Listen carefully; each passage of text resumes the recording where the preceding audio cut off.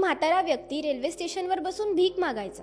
त्याच्याजवळ एक जुनं कटोरं होतं, तो त्याला घेऊन त्याच्यात काही पैसे टाकून ते वाजवत बसायचा। तुम गरीबों की सुनो वो तुम्हारी सुनेगा, तुम 1 रुपया दो वो तुम्हें 1,00,000 रुपये देगा। आणि हे ऐकून काही लोक आकर्षित व्हायचे आणि त्याला पैसे देऊन जायचे आणि अशा पद्धतीने तो त्याचे दिवस काढत होता। आजूबाजूचे जे काही ओळखीचे लोक होते त्यांचं असं म्हणणं होतं की या भिकाऱ्याचे जे पूर्वज होते ते खूप श्रीमंत होते, पण हा काहीतरी व्यसनांचे आहारी जाऊन गरीब बनून गेला होता। एके दिवशी असंच संध्याकाळ झाली होती, भिकाऱ्याची जायची वेळ आली होती, पण त्याने विचार केला की अजून थोडा वेळ बसून भीक मागून घेतो। आणि तितक्यातच तिथे एक पॅसेंजर आला। तो अगदी घाईत होता, त्याची रेल्वे जाणार होती।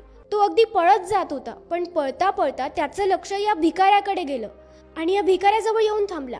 आणि त्याने त्या भिकाऱ्याच्या कटोऱ्याकडे बघितलं, भिकाऱ्याकडे बघितलं, कटोऱ्याकडे बघितलं, भिकाऱ्याकडे बघितलं आणि तो अचानक भिकाऱ्याला म्हणाला की तुझं हे कटोरं मला देतोस, मी तुला 1000 रुपये देतो। त्याने त्याच्या खिशामध्ये हात घातला आणि पैसे मोजायला लागला। भिकारी ते इतके सगळे पैसे बघून त्या मनुष्याकडे आश्चर्याने बघतच राहिला, काहीच बोलत नव्हता। यावर तो व्यक्ती म्हणाला की 1000 नाही का, ठीक आहे, मी तुला 2000 रुपये देतो, तुझं कटोरं देतोस का मला? भिकारी म्हणाला की हो हो घ्या ना। त्या व्यक्तीने भिकाऱ्याकडून कटोरं घेतलं, त्याच्या बॅगेत ठेवलं आणि तिथून पळायला लागला। आणि तो भिकारी सुद्धा लगेचच ते पैसे घेऊन तिथून फटक्यात निघाला। भिकारी विचार करत होता की त्या माणसाचं मन ना बदलून जाऊ, त्याने माझ्याकडनं पैसे ना मागून घेऊ। हा विचार करून भिकारी घाई तिथून निघत होता आणि हा व्यक्ती सुद्धा फटक्यात ट्रेन पकडण्यामागे होता। याच्या मनात सुद्धा हेच सुरू होतं की भिकारी येऊन ते कटोरं परत ना मागून घेऊ।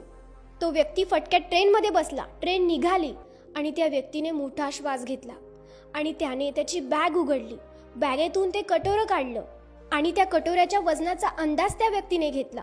ते कटोरं जवळपास अर्धा किलोचं होतं आणि हा व्यक्ती धातूंचा जाणकार होता। तो व्यक्ती सोन्याचा मोठा व्यापारी होता।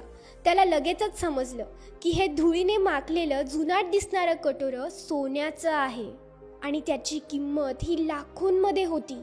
आणि तो हा विचार करून खुश होत होता की फक्त 2000 त्याला हे लाखोंचं कटोरं मिळून गेलं।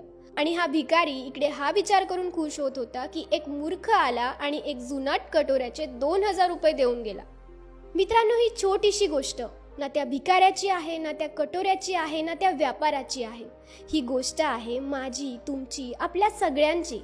आपल्याला हे जे आयुष्य मिळालं आहे, जे शरीर मिळालं आहे, त्याची किंमत आपल्याला कधी कळालीच नाही। आपण स्वतःला खूप कमी समजतो। आपल्याला असं वाटतं की मी या गोष्टीच्या लायकच नाहीये, मला ही गोष्ट मिळूच शकत नाही, मी ही गोष्ट करूच शकत नाही, मी असंच साधारण आयुष्य जगण्यासाठी आलो आहे आणि असाच मरून जाईल। आपल्याला या दुर्लभ शरीराची किंमत कधी कळालीच नाही। आपण ते जुनाट कटोरं घेऊन भीक मागतोय, आपल्याला वाटतंय की ते काहीच कामाचं नाहीये, पण खरं तर ते सोन्याचं आहे, जे अनमोल आहे। आणि त्याची किंमत जर तुम्हाला कळाली ना, तर तुमचं आयुष्य खूप छान बनून जाईल।